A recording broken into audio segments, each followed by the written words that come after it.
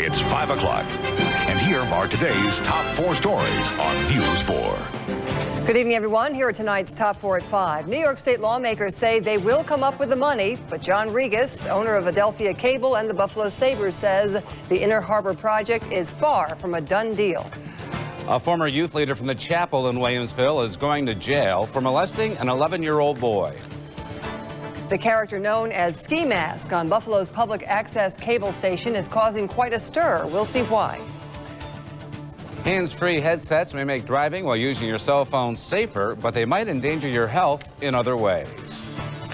Topping our news, State Buffalo Common Council member is on a mission to get a program on the city's public access channel moved to the Late Late Show.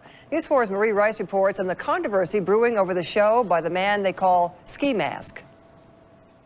They live in Buffalo. It's a hellhole. Lovejoy District Council member Richard Fontana would like to pull the plug on Thunderbird Theatre. It has no value. It should be taken off the air, but freedom of speech lets these things on the air.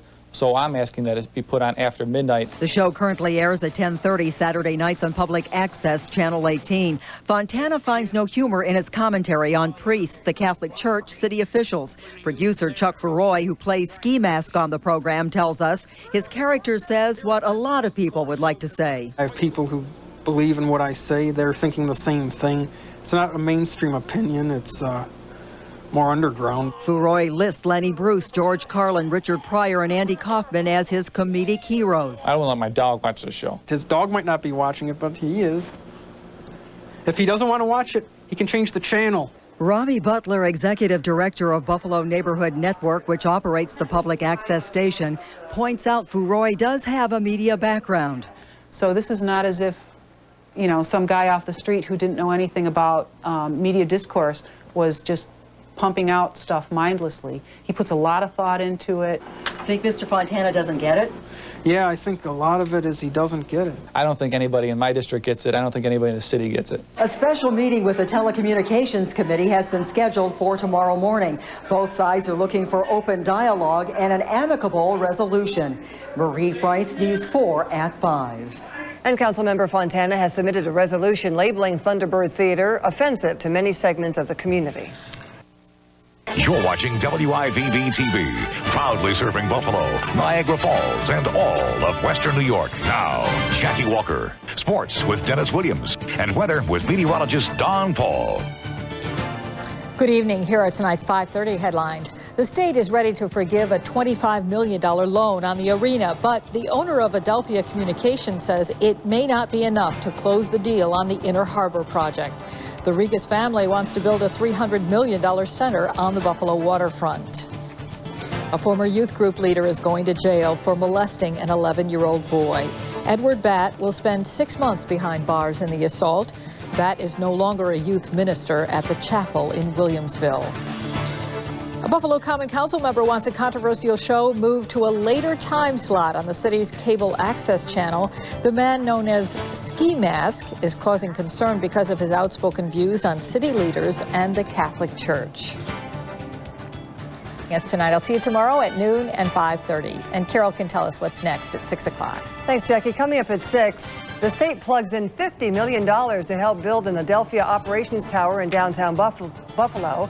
But is it enough to convince John Regas? Rich Newberg gets some answers from the cable mogul. And who is this man they call the Ski Mask? And why is he raising such a stir on the cable access channel? Marie Rice has that story next at 6.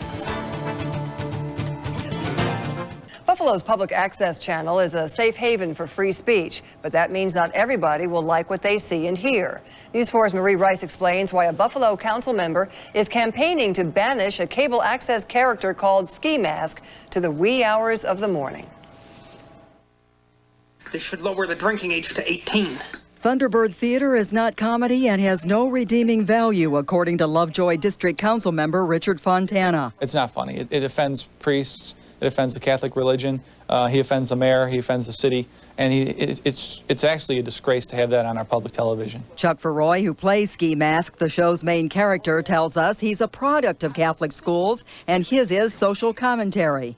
A lot of it is like a prison camp mind control. Thunderbird Theatre currently airs at 10:30 Saturday nights on Public Access Channel 18. Fontana wants the program moved to after midnight. Roy says not everyone will agree on what's offensive. The bland music of things like the Backstreet Boys, that's not music.